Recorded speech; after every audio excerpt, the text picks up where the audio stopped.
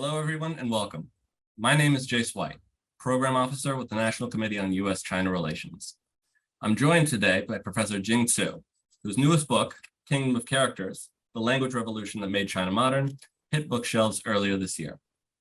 Jing Tsu is the John M. Schiff Professor of East Asian Languages and Literatures and Comparative Literature at Yale University, where her research spans literature and culture, science and technology, nationalism, diaspora and migration, global security, and human rights in Asia. And we're proud to say that Jing has also recently joined the board of directors here at the National Committee. So Jing, thank you very much for joining me today. Thank you for having me. So let's dive right on in. What first inspired you to write this book, and why now? In some ways, this book was, it was a loose thread in some ways from my last book, which was about sound and script in Chinese diaspora. And one of my favorite writers at the time just happens that he had this whole other life where he was trying to build a typewriter. So I wrote a chapter about it, but I always knew that I would come back to this at some other point because it seemed like it opened up a whole new chapter of China's science, technology, a kind of little known history to the outside. And I think it's particularly relevant to the way we look at China today, in the sort of global landscape of competition and dominance. And so when I finally had a moment to return to writing, this was what I embarked on. Great. And to approach some of the basic history, what was it about the Chinese language that required modernization in the first place? And where did that path towards modernization begin? We knew that in some ways this is almost common knowledge to many, but it's a persistent myth in some ways, and with some good reasons. That Chinese language is the oldest living language. Of course, it's spoken by more people than any other language in the world, but that's also because China has the largest population. But at the same time, it's also been China's first and last Great Wall. Early visionaries who traveled to China, the first thing they run into is how bizarre and strange this language was. And, missionaries trying to write down what it sounded like in their own alphabetic, languages. Like the French had their own way of Romanizing Chinese, and the Germans did, the English did. So all try to get a handle on this language that was utterly different from any other known writing system, certainly the Western alphabet. And so that myth kind of persisted, and it kind of followed in some ways China's relationship to the outside world. So in the 17th century, it was discovered as kind of like a source of awe and wonder by Europeans who were looking for a language that was close to the mother tongue of God. And Chinese seemed like it. And then 18th century is a whole century of just incredible fetishization, idealization, and pursuit of the Chinese key. 19th century, however, which is kind of the way, the more relevant century for the world we are in today, where China opened itself up, so to speak, to the West. Chinese language underwent a kind of phase of disillusionment. Like the Westerners, Europeans all of a sudden thought, this is a language that seemed rather backward and primitive, and it's kind of averse to modernization and science and technology. And so very much this history of the language followed very closely, in some ways, the travails and dynamics between China and the West. Now, you begin your book with a few quotes, which showcase the changing views of the Chinese script's relevancy to modernity. From Lu Xun claiming in 1936 that if the Chinese script does not go, China will certainly perish, to Chen Mingyuan, who later said in 1980 that computers are finally able to process Chinese, long live square characters. So when did this will to save Chinese characters prevail? It's so interesting because those two quotes really kind of bookend a very, very tumultuous era in 20th century China. When we think of its history, it's like wars, invasions, tumults, revolutions, factionalism. And it was true that even before Lu Xun, the late 19th century, our first generation of reformers who looked at basically reforming the language script, they actually were quite open and progressive about it. They were thinking, oh, why don't we just do away with it? Why don't we just come up with some other notation system? Let's borrow from alphabet. Let's borrow from Cyrillic letters. Let's just make some up. Let's use kana. So they're very much into the idea that it's true that if the Chinese script does not go, China will sink with it. But that was also an era of the last dynastic fall, right? That China was undergoing this amazing, unprecedented, probably never since like a period of rebirth and trying to figure out what its place was in the world. And so at the time, one has to take with a little grain of salt that they were saying, let's get rid of Chinese language. Because certainly shortly after, by 1912, our first republic, when the Chinese nation was born, it was quickly realized and agreed upon that Chinese language is not going to go anywhere. Why? Mainly because the force of nationalism. That in some ways, oddly, this outside influence is what also galvanized Chinese intellectuals to recognize that there are many things we need to do to modernize our country, but letting go of our primary cultural heritage is not going to be one of them. There were, of course, some dissenters along the way, lots of infighting about to Romanize or not to Romanize. But in the end, it was clear to them that China needed Romanization, for instance, to bridge to its ultimate survival, but it was going to keep character writing at all costs. Now, many of the innovators that you write about spent a lot of time studying, working, and living in the United States. What does this tell us about the significance of US-China exchanges in science and technology, as well as more broadly to China's modernization project? I'm so glad you asked that question because in many, many ways, I wrote this book to highlight the fact that China and the US and the West have long learned from each other and worked together before they turned foes at different points, right? That they didn't necessarily cooperate to the same goal, but they certainly found a way to work towards the same, questions, right? They had the same quest. And what I love about this story about Chinese language is that it was not a Chinese affair, right? People think of Chinese language like, oh, that's very insidery. But that's not at all the case because foreigners and Chinese alike were all attracted and drawn to this quest, right, to crack the Chinese code.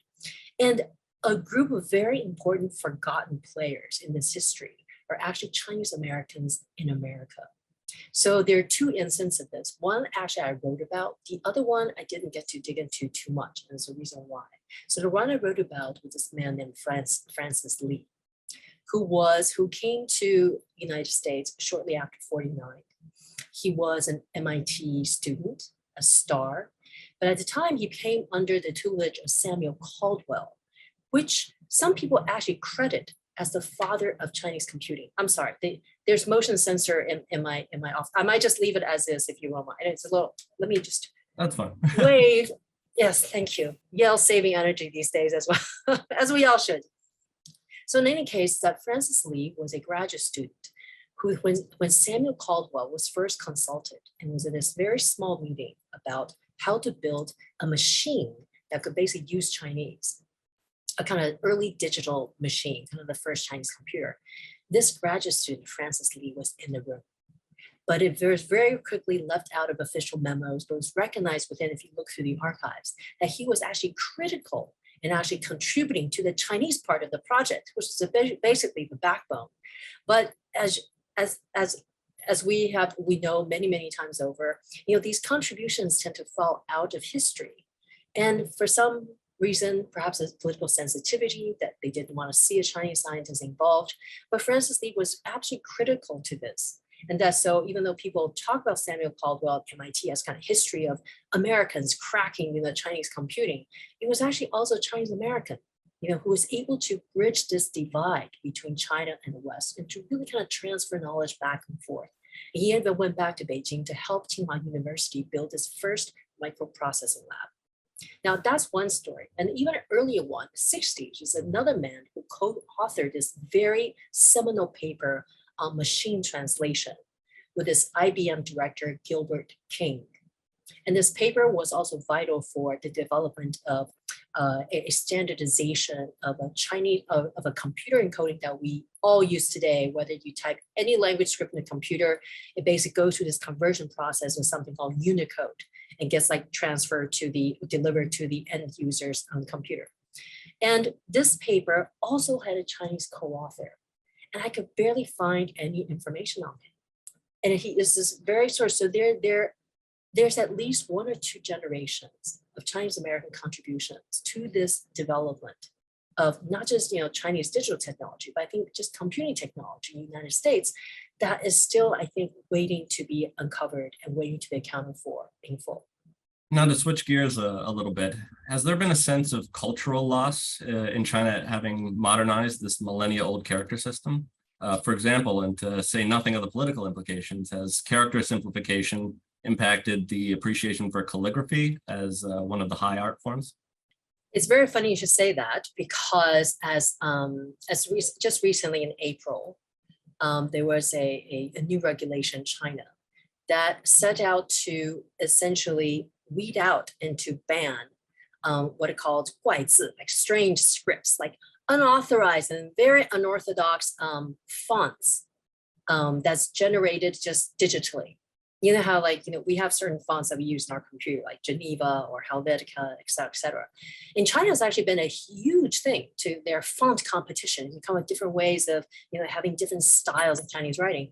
And recently, the government actually kind of cracked down on it because they're thinking that, this is kind of unauthorized, a proliferation.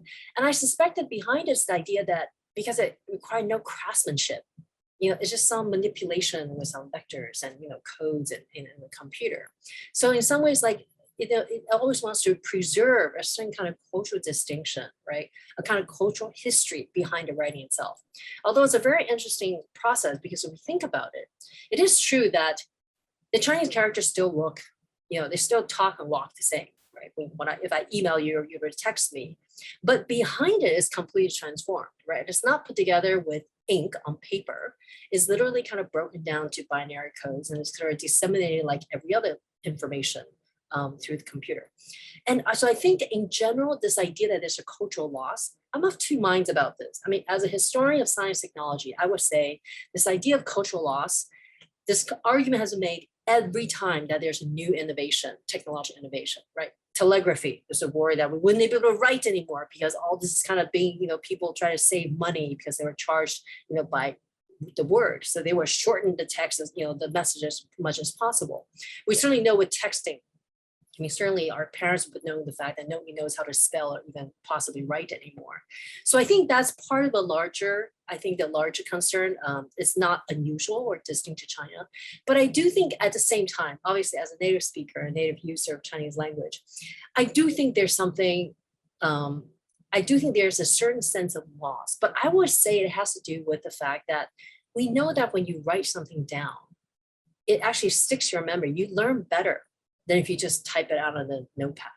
That we know that, there are all kinds of things that help us remember. Like one of the things I always like personally, when I see my mother's handwriting, it has this very evocative feeling for me because I remember as a child, I loved watching her write because she had this really beautiful beautiful handwriting, and she wrote very fast. So her cursive style is also kind of how I learned how to read very simplified Chinese. So there's certainly those things that I think is a little bit lost in the digital transformation. But at the same time, you can also communicate. One could communicate faster with one's parents. So I think there's a kind of, the balance that one has to maintain. There's always a loss and there's always a gain. So with the Chinese language having been successfully adapted to the computer and information age, seems that might have been the last linguistic hurdle to clear. But are there any further challenges for Chinese presented by emerging technology? For example, artificial intelligence that we might see on the horizon?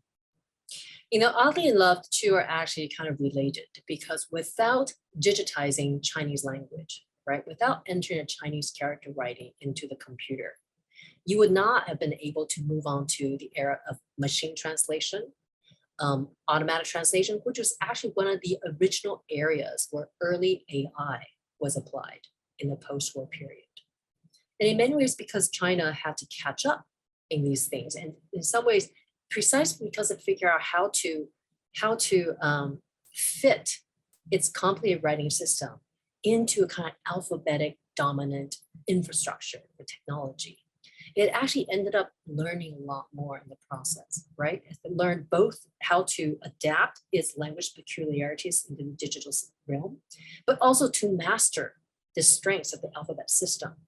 So it actually, in the area of AI, that is natural language processing, deep learning, China is actually very advanced, right? Because just a couple of years ago, there was this competition with Google, and Baidu came out with its own automatic translation, and it was even more efficient.